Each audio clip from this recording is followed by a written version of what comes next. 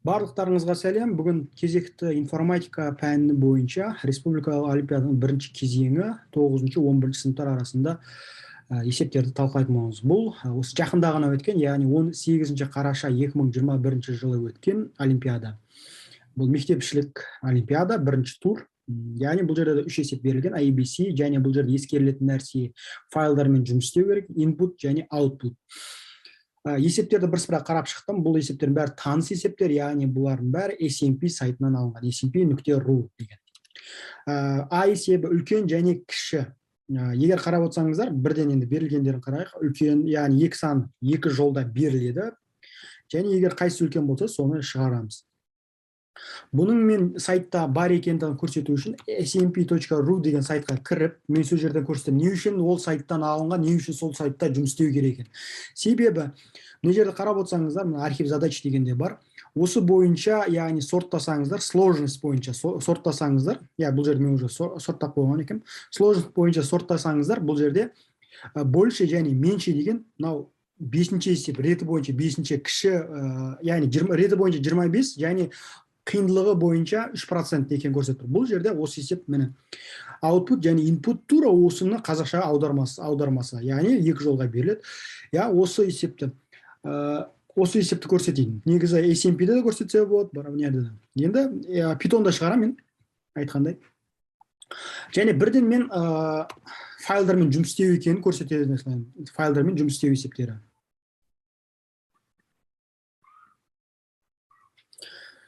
Яғни бізде файлдармен жұмыс істеген кезде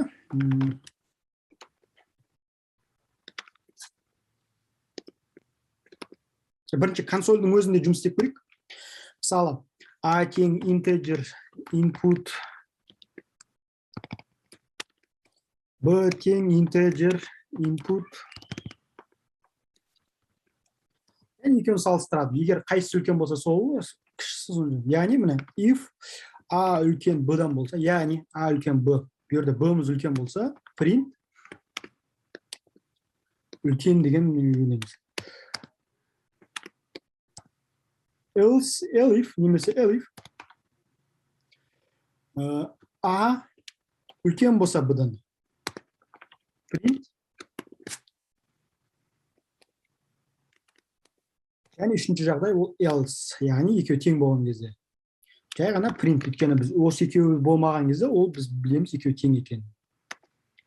Мен осыны шығара салайық қазір. Бұл консольда. Сіздерге файлмен жұмыс істеу керек.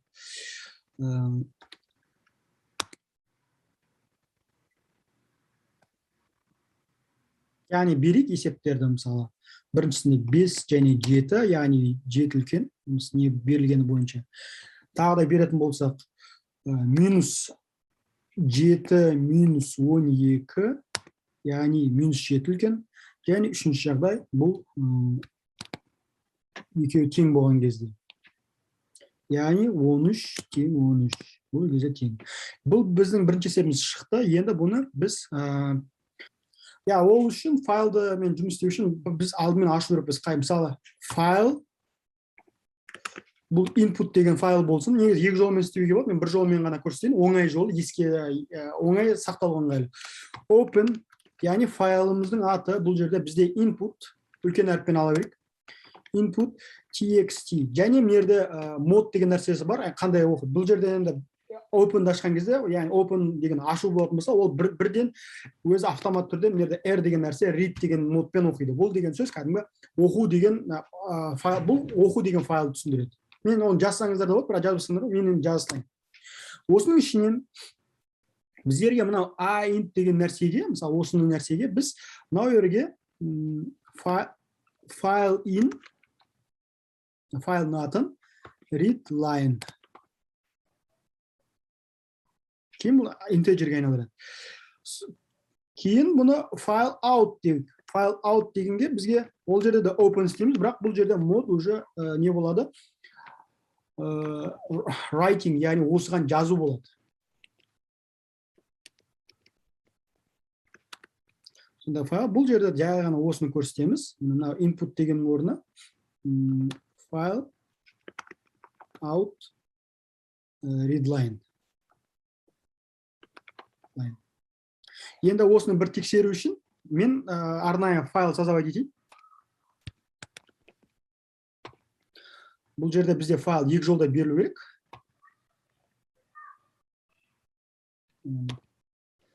Мысалы 5 және 7 бұны біз сақтаймыз input txt.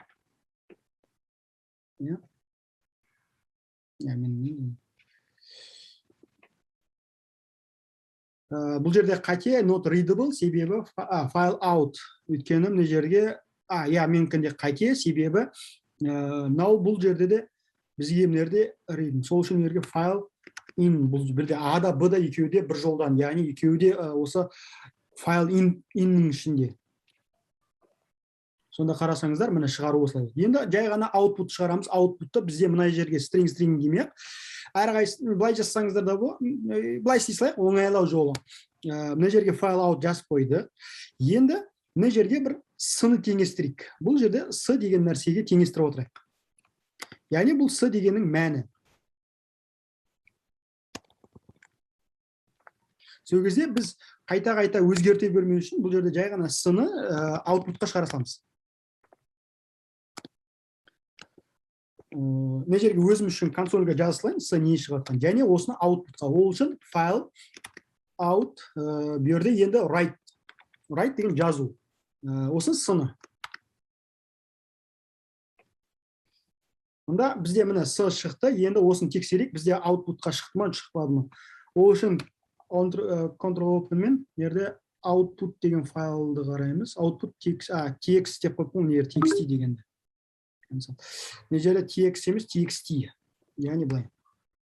Яғни жазды, енді көрейік. Міне output, яғни бізде үлкен не үшін жазылмады мына жерге? Себебі біз файлдарды жазып болғаннан кейін, және оқып болғаннан кейін оларды жабу керекпіз. Ол міндетті түрде. Себебі айтпесе жазылмайды, нәтижені көрсетпейді. Әлі де болса жазады деп ойлайды. Сол үшін file out тең close деген жабу. Сол сияқты file in-ді жабамыз. Сонда міне шықты нәтиже, яғни бұл жерде мынау нәтиже. Енді осыны біздің файл output-тың ішінде нәтижемізді көреміз. Бұл жерде қарап отырсаңыздар, міне үлкен. Тура сол сияқты нәтижелерді өзгертсек те, мысалы 12.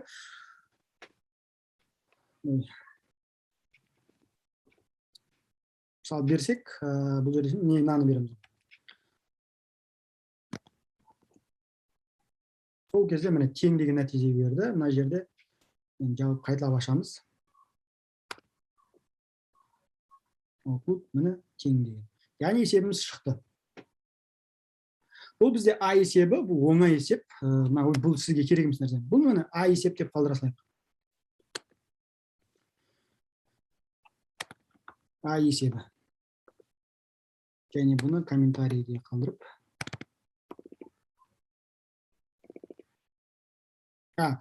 Сіздерде қайта-қайта мынаны жаза бермеу үшін мен бірден мынаны бүйте салайын. Бұл басында беріле салайын. Бірақ бұл жерде барлығында да міне. Енді бұл А есебі, Б есебі бір жолда беріледі екен. С есебі де бір жолда беріледі екен. Яғни мынау керек емес, бізде мынау ішіне тұра берсін жарайды. Бұл А есебіміз бізде. Енді Б есебі. Б есепте оңай есеп, оңай есебін дәлелдеу үшін міне бұл және SMP-ның ішіндегі есеп. Екі қарақшы дейді, мынау мен SMP больше-менше деген көрсек, осыны мен артқара, яғни қайтап архив задача ішіне кіретін болсам, мынаны сложность бойынша сорттайтын болсам, 2 бандита деген бар, для начинающих 4%, яғни қиындылығы бойынша 4%. 4 және 6, 7 міне қарап отырсаңыздар, бұл яғни 4, 7 дәл-мен-дәл сұрақтары, жауаптары, input, output-тарына кейін бірдей. Бұл үшін не істейміз? Жалғаны, мен бірден консольда жұмыс істей алайын, көрсетейін бірінші. А және Б тең map, екеуі integer болған екен, integer, input, арасында пробел болған екен, яғни бұлар бір жолда жазылады. Осыны бұл жерде не есейді? Сіздерге негізі бұл есеп мен жақсы білгендіктен, бұны былай 10-нан алып отыра саласыз. Негізі оны есеп оқып отыру керек, бірақ оңай жолы ол 10 алынған А, 10 алынған Б. Міне осы есеп.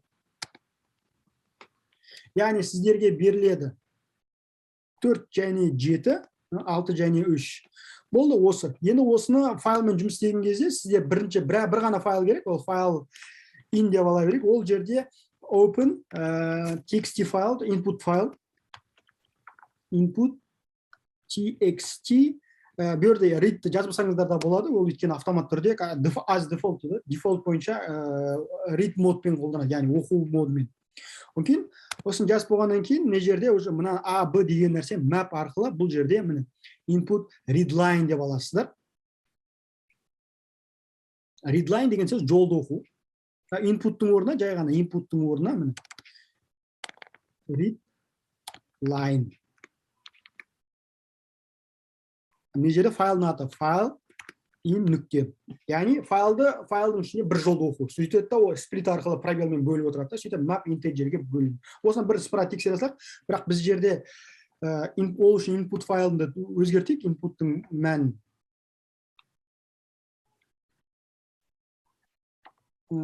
Input'тың мәнін.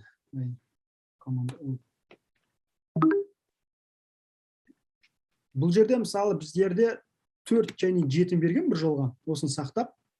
Яғни осыны мен қазір істегенде нәтиже аутпутқа шықпайды, әзірше менде консольға шығады, яғни принтпен.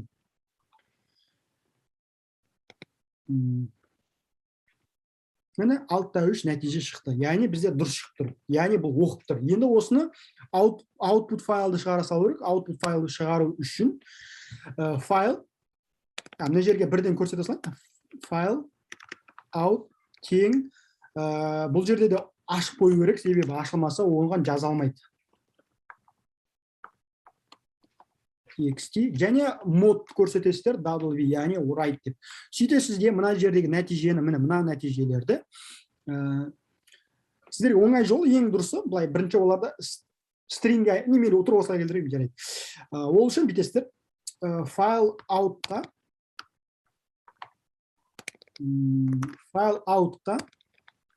нүкте write дейсізде. Мына қараңыздар, не? Бұл жерде write ол былай бөліп жазамайды. Егер сіздер білсеңіздер, мынан бәрі бүтін сандар, яғни интеджерлер. Олар файлға жазған кезде міндетті түрде string болу керек. String болмаса жазылмайды, әйтпесе қате береді. Мысалы айтайық, осыны мен бере салайын мына жерден.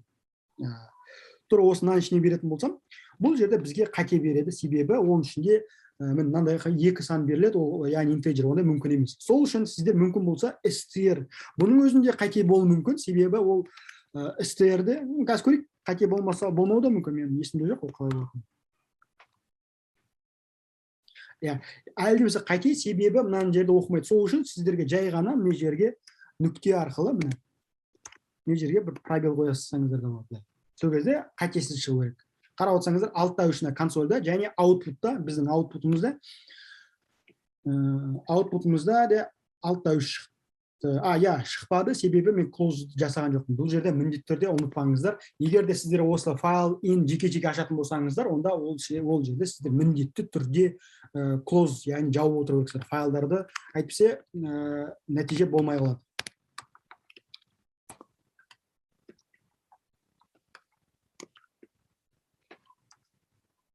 Міне 6-3 консоль бойынша шықты. Мен бұны өшіре салайын, себебі біздің есепте бұл керек емес.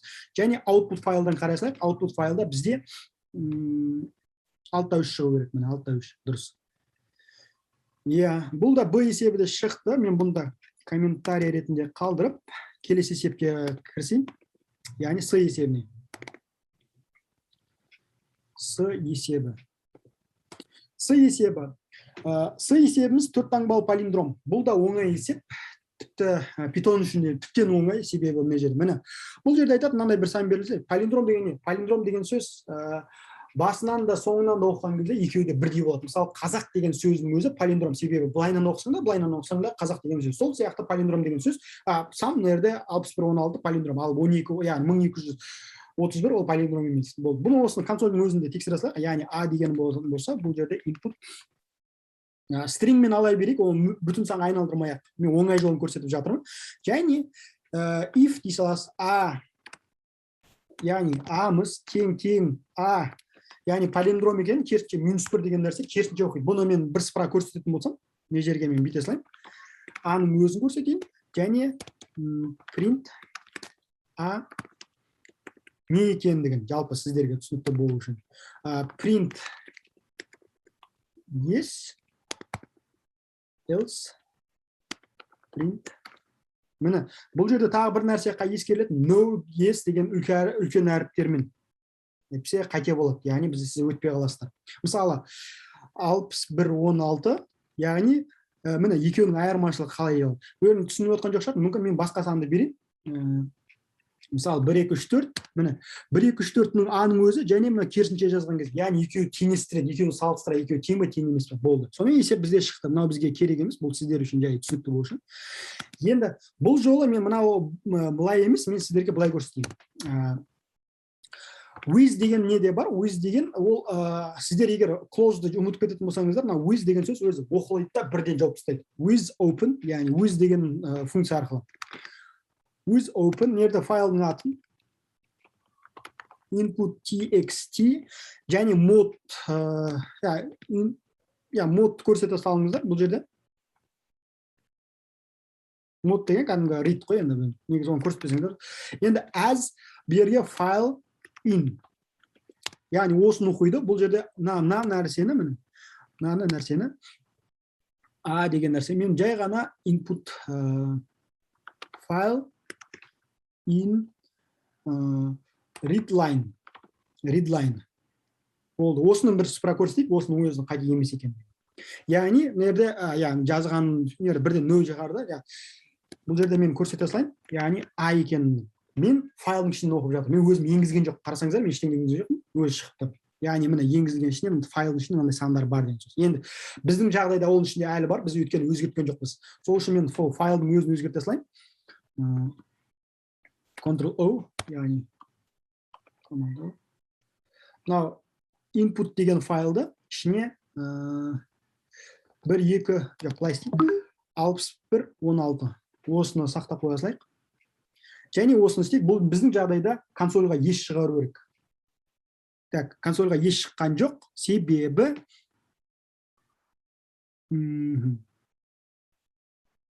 бір жері қате, қазір көре салайық. 61-16.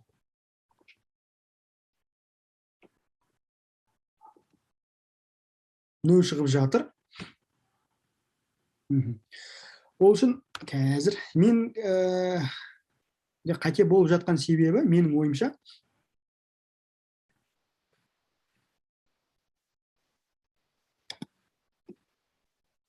менде міне мынау сақталмай жатыр. Сақтасам төмен қарай түсіп кетіп жатыр. Мына нерде 2 линия деп тұр. Негізі былай болу керек.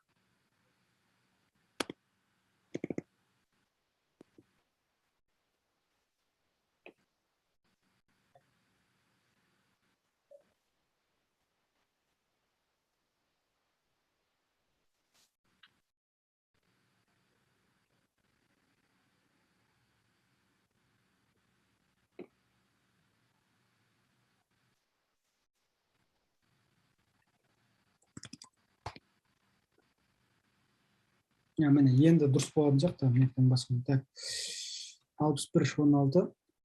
Міне не жерге түскен жоқ. Яғни осы бойынша F5 еш шықты. Мына керек емес.